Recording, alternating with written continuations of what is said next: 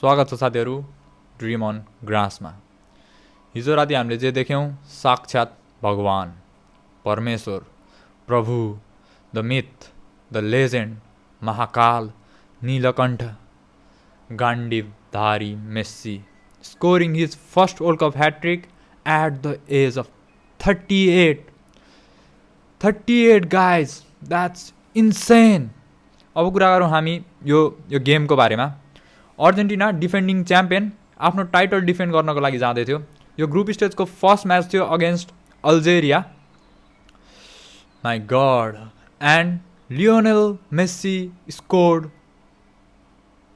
3 amazing goal. First goal was insane. Second goal, त्यो second गोलले चाहिँ मेस्सी एज अ स्ट्राइकर कति खतरनाक छ, मेस्सीको गोल पोचिङ एबिलिटी कति खतरनाक छ भन्ने कुरा देखाउँथ्यो। And third goal was typical Lionel the Messi finish. And यो अर्जेन्टिनाको टिम एकदमै like brotherhood, no ego, no nothing. They just have one goal, one dream to win for their country, and they have a magic man leading them. My God, you can imagine. Wow. अरू गेमको बारेमा नि कुरा गरौँ। Mbappe 2 season ट्रफीलेस गएर even goal चाहिँ score गरिरहेको थियो एम्बापेले, तर 2 सिजन ट्रफीलेस अनि उसको फर्मर क्लबले उसले छोड्ने बित्तिकै ब्याक टु ब्याक 2टा UCL. Mbappe was on pressure, but when world watches, when everyone watches, Mbappe delivered, guys.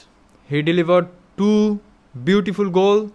First goal was head up and a simple finish, but second goal was out of this world, and Erling de Haaland scoring brace again.